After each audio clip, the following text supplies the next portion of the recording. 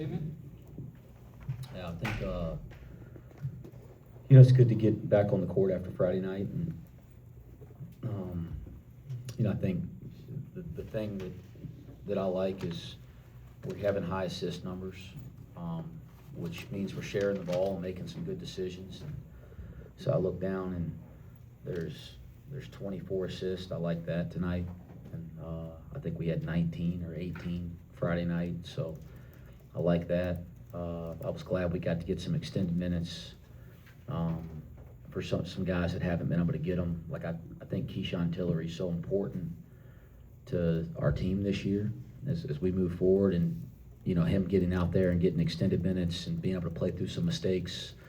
I think that's really important because we're going to need him to be confident and ready to compete and ready to play. And I thought there were some really good moments for him tonight that he should gain some confidence from. Same thing, Halveen, getting the extended minutes and I think doing a nice job with them. He did some good things on the backboards. So I think, again, those are some of the positives. I thought Jordy Rodriguez as well. I thought he had a great loose ball that was a Bearcat type of play. And you see that some of these guys that have been here, they're starting to try to get it. We had the second to last media timeout, the under 8 media in the second half. I really challenged them to just play Bearcat basketball, to play the right way, no matter what's going on and who the opponent is or what the score is. And I thought that group came out for the next couple minutes and did that. And I think we're still learning what that means, but there were some moments tonight you could see that happening, and that's the good stuff. So what kind of questions do you guys have? Saturday after football, we caught Sean was the latest guy taking shots. Obviously that pays off, and seemingly you would not be surprised based on the fact you said Sean Abive's going to be all right several times the other night. Yeah, what's the question? I'm sorry. Yeah, a roundabout way. Well, just are you glad to see him do what he does, even though you see this quite a bit? Yeah, I was glad the ball went in for him. He's had a couple games where he just hadn't shot it well, and so you could see him find his rhythm tonight. I think us trying to find the right shot quality for him is really important. We can't take away who he is and what makes him special, and he can go make a tough shot, and that's going to be needed in the big games. Sometimes you just got to go make a tough one, and we have a guy and some others that can do that. That's very important, but when to do that and when to kind of let the game come to you and make the right decisions, I think he's going to excel at that this year. And I think we're going through that process of learning how to be a distributor, a playmaker, or he's got to rebound the ball. He's got to continue to improve defensively, and then he's going to have to be a shot maker at times. And I think some of his shot quality, it will continue to improve, which will help his shooting numbers as well. No Baba Miller tonight. Was that just him kept out as a precaution from the hip injury, or is it something that could linger into, after the holidays? He couldn't check back in the game against Louisville the other night, and that you don't not check back into a game like that if you're not injured. So he certainly got an injury. He hasn't practiced. He was not able to do anything leading up to this game or today. I don't think it's a long-term thing, but it's a day-to-day thing for sure. So I don't have an update on where he is. I knew on Saturday morning that after they examined him, he would not be able to play in this game most likely. You always hope he wakes up one day and goes, "Coach, I'm good," but we're not quite there yet. So I think Wednesday's up in the air. Again, it's all about his healing process. But I think Wednesday's totally up in the air, and I'd hope that we can have him back sooner rather than later. You mentioned playing with toughness. The first 2-3 segments, was that maybe an issue? It was a little too free-flowing, a little too open, that there wasn't some of that diving on the floor, and how can you use the last 8 minutes to teach out some of that stuff early in the game? Well, I thought, they came in and they played like a zone on every made basket and dead ball, and then they were trying to switch into man after a certain, I don't know their rules, but it appeared to me that after 4 or 5 passes, they were trying to go from zone to man, and I think they were just trying to do something to throw us off. Early, the first possession of the game, we just ran our man play against it. After we won the tip, and we got a wide open shot. But I think when people do play junk defense, sometimes you find yourself with the ball open in ways you aren't normally used to being open, right? Like you catch it and there's nobody within 6-7 feet of you. And there's a design, it's more of a mental effect to make you play a way you don't practice. And I thought early in the game there were some moments where the jump defense, I wouldn't say it bothered us to make us turn it over. It just was awkward. And we had a couple awkward possessions and made a couple bad decisions. But the main thing about jump defense for me is you can't lose sight of who you are. And we had any rim pressure. Like there's no pressure at the rim, off the drive, off the pass, on the offensive board. But you also want to maintain your aggressiveness. Thought we did a good job of staying aggressive, but we didn't have rim pressure. And we came out of a timeout and talked about a play we were going to run against it, and we finally got Mua back to the basket catch in the middle of the first half, and it was like, there it is. Like if we, kind of stick with it a little bit without losing our aggressiveness, good things will happen. And I thought that was kind of more of the reasons for it. But certainly, Bearcat basketball is going to be about diving on the floor. It's going to be about getting a big rebound. It's going to be about getting in a stance with 5 guys and getting a stop. And the more we get consistent with that, the better off we're going to be in every way. Again, there were moments tonight that I go, hey, there's what it is. That's great. And then there were moments tonight that, we got to learn from. And that's what we're going through early in the year, which is fine, but it's just got to keep getting better. Speaking of consistency, do you feel like Mustafa has been your guys' most consistent player on either end of the floor halfway through the non-con?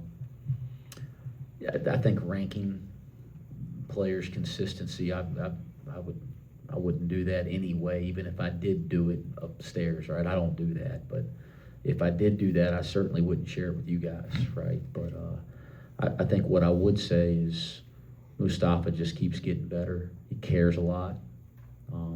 I think, he was supposed to be a high school senior playing last year at Central Florida, and I thought Johnny was really, really smart. They kept it very simple for him. He played in the dunker most possessions, and then he'd release to the top of the key sometimes, and he'd shoot it or go dribble handoff, and they didn't do a whole lot more with him. And I say that out of respect because I think they knew he was a young player.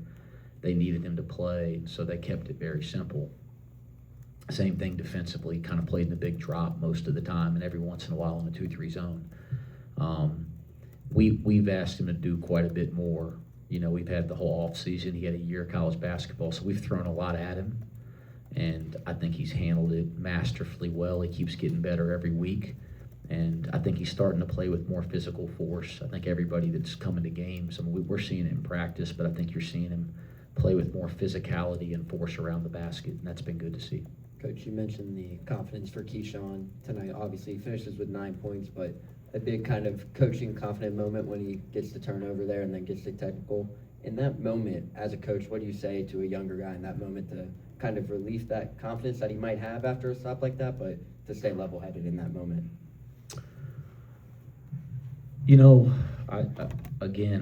I think, those are. I'm not frustrated with I love Keyshawn Tiller. He's going to be a terrific player at Cincinnati. He's going to be a good player for Cincinnati in the Big 12 this year. But that transition from high school to college is very significant, especially at this level. And the transition at that position is very significant. That's the hardest position to transition. And so I think early here in the year, if there's opportunities for him to continue to build his confidence, but also learn from mistakes that you kind of can't repeat. I think there's value in that, and that's an example of a moment where, he made we talk about Bearcat basketball, what a great play he made to get the turnover and defending the ball, the energy, the edge. That's what we all love and want. But at the same time, it doesn't matter if we don't maintain our discipline. And so I've always said, give me guys that, you know, I don't have to rev them up, I gotta reel them in, you know, and from a competitive standpoint, Keyshawn's not a guy you gotta rev up. I mean, he's a Bearcat, but he's gotta continue to learn the level of competitiveness with a level of discipline, and he's doing a nice job of improving in those areas, and that was a moment that hopefully he can learn from tonight, because in a Big 12 game, you don't wanna make a play that great, right? And then all of a sudden, the other team's shooting 2 free throws, right? So he can learn from it. Last couple for Coach. How do you get Jaylen going, and what have you seen from him in practice that makes you confident he can get going? Oh, I mean, it's not just practice. I mean, he's done it at this level, in this league. So I have no concern about that. I thought he looked a little stiff out there tonight, so I didn't play him. I mean, I thought he just wasn't moving well. And so I told him I tried to give him that run to start the second half again, and he just didn't look good physically to me. So I pulled him out and told him I just didn't think he looked good. He agreed, and we'll get back to it. But he's a really important player to this team, guys. So he's coming off of an injury. We got to have some patience, but he's doing a nice job in practice, and he'll like, it's kind of like what I said about Sean Friday night. I mean, Jaylen Celestine's going to be fine, but we got to get him back up to speed. And again, I thought tonight was a great chance to do that, but he had some stiffness tonight, so we couldn't really give him the kind of minutes that I wanted him to have. You hear the term glue guy used a lot in college basketball. What's your definition of glue guy, and how well does that label fit Tyler McKinley through the first 6 games of the season? You guys are doing a great job of setting these questions up. I don't use the term glue guy, Keegan, so I don't have a definition of it. But I think what you're trying to say, and I appreciate the question, but that Tyler McKinley's a guy that does stuff that impacts winning. That's what I see, is that, boy, he just does stuff that impacts winning.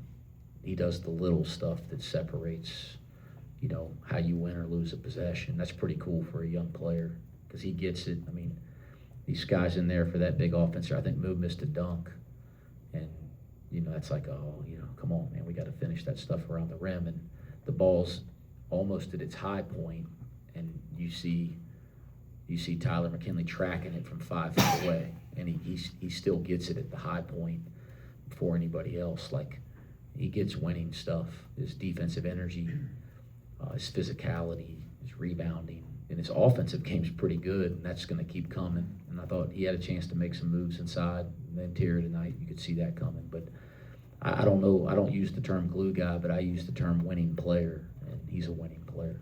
Last one, Chad. To further on Tyler, he had a spot in the middle of the zone, caught the pass in the middle of the zone, took the one dribble and hit the 10-footer.